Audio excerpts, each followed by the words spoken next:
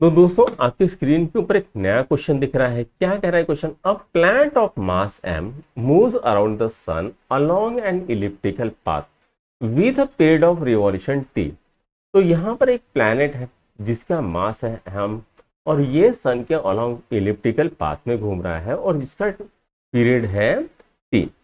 During the motion planets maximum and minimum distance from sun is R and R by three. तो जो maximum distance है वो R and R by three है। तो हमें क्या करना पड़ेगा? मीन डिस्टेंस निकालना पड़ेगा। ठीक है।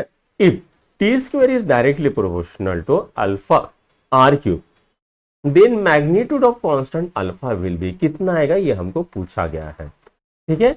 तो आइए बच्चों इसको सॉल्व करते हैं। तो सबसे पहले हम मीन रेडियस निकाल लेते हैं जिसको हम आर एम बोलेंगे। मीन रेडियस वो क्या आएगा? R plus R by three divided by two हो जाएगा। तो ये कितना आता है? 3r plus are divided by 6 हो जाएगा। ठीक है। तो ये कितना आता है? 4r बाय 6 कितना आएगा? 2r बाय 3 ये आ गया। तो आर एम कितना आ गया? तो आर एम आ गया 2r डिवाइडेड बाय 3। ठीक है। अब हमको क्या बोला है? जो टाइम पीरियड है T square is directly proportional alpha R cube is equal to alpha R cube, ये बोला है। और ये अल्फा की हमको वैल्यू निकालनी है। तो आइए बच्चों जो हमारे बेसिक मेथड है उससे निकालते हैं। तो बच्चों ग्रेविटेशनल फोर्स का फॉर्मूला क्या होता है? तो वो होता है G M M upon R square. G क्या होता है? यूनिवर्सल ग्रेविटेशन कांस्टेंट होता है। एम क्या है? मास ऑफ अर्थ है या मास ऑफ सन है। एम क्या है? Mass of planet. और आर क्या है? रेडियस है या डिस्टेंस बिटवीन है जो सन और वो जो प्लैनेट है उसके बीच का डिस्टेंस है। अब इस ग्रेविटेशनल फोर्स को कौन बैलेंस करेगा?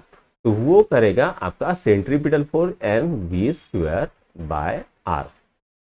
अब यहां पर एम ने एम को मारा, एक आर ने दूसरे आर को मारा, तो हमें क्या मिलता है? G M upon R is equal to V square मिलता है। राइट। अब हमको पता है v और ओमेगा का रिलेशन क्या है? v is equal to R omega होता है। तो G M upon R is equal to R square omega square. अब ये आर मैं बड़ा कर लेता हूं। ठीक है। राइट। इतना हो गया। अब हमको बच्चों यहां पर पता है कि ये इधर चले जाएगा तो G M upon R cube is equal to omega square होता है।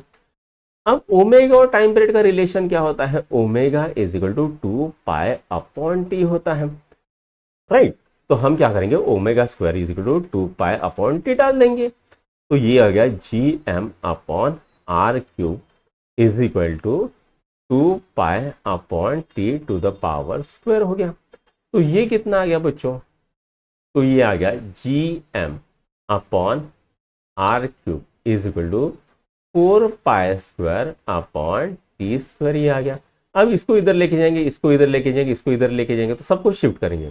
तो बेटा टी स्क्वायर क्या आ जाएगा?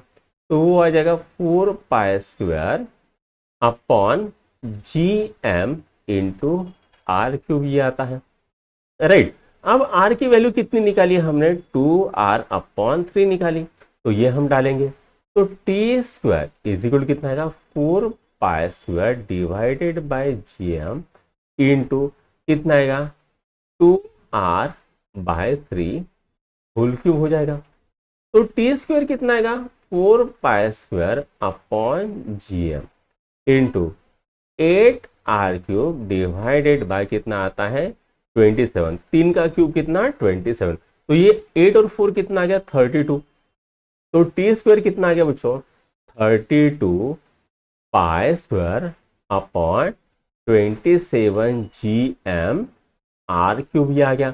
अब ये जो वैल्यू है ये किसकी वैल्यू है? अल्फा की वैल्यू। ये पूरी कांस्टेंट है। तो अल्फा कितना आ गया हमारा? 32 pi square divided by 27 G M, ये आ गया। मतलब कौन सा ऑप्शन आता है बच्चों? तो हमारा सी ऑप्शन आता है। तो सी ऑप्शन पे टिक करो और आगे बढ़ जाओ।